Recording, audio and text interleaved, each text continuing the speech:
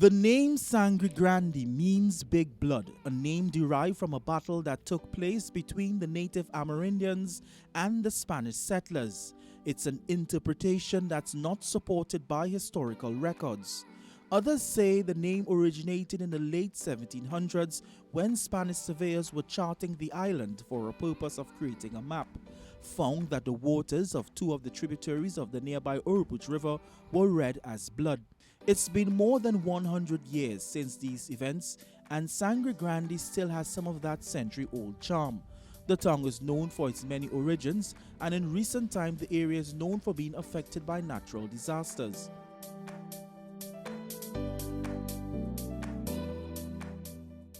One man who understands the complexities of Sangre Grande is Pastor Courtney Francois. His radio station has been quietly entertaining and informing the people of the community for over 5 years.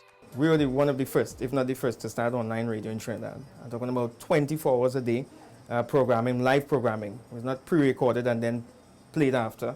So on every shift you'd have new announcers who would come in and do their stuff, and the different people would come in. So we've been doing that, and I could say we pioneered that in Trinidad and the Caribbean at large. Having done so, however, we still realize that Trinidad does not really understand the full extent of how it is in the first world countries. That you have online radio really clipping the revenues of terrestrial radio and free-to-air stations combined. Family. The Alexander family and Point Fortin, the Bonio, the Watson, whatever is the name of a family right now, call them by the name and just cover them under the blood of Jesus. The station did not birth in the Sangre Grande region, but Pastor Francois was born and bred in Sangre Grande. He says his radio station has found its home. Resurface genre is religious music. He says the radio station trains many in the Sangre Grande area in the area of broadcasting. The intent of it was to give more young people exposure, to be able to get their talent out there, to go into singing and all different aspects of their giftedness.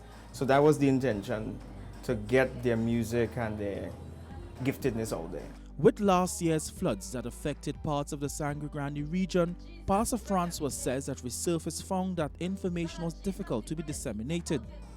Because we didn't have proper communication that was consistent.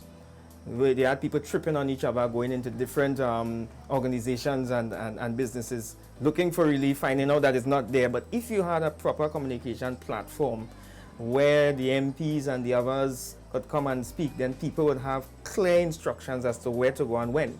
As they continue to entertain and educate the region, he wants to look in the direction of getting a free-to-air license to give the Sangre Grande region its own communication hub. That we believe that something can happen in that regard, especially as it relates to Sangre Grande.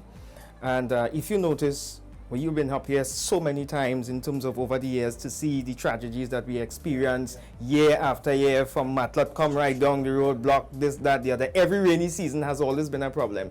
The fisher folk is a problem. So we need a good, solid communication hub that is community-based, so that it could pay attention to Sangre Grande. And so we want to head in that direction. Yes, you're listening to Resurface Radio. It's good to have you in studio with us. Yeah, we're up in Sangre Grande. Weather is really, really, really beautiful today. It's just beautiful. Otto Carrington for the GML Community Project.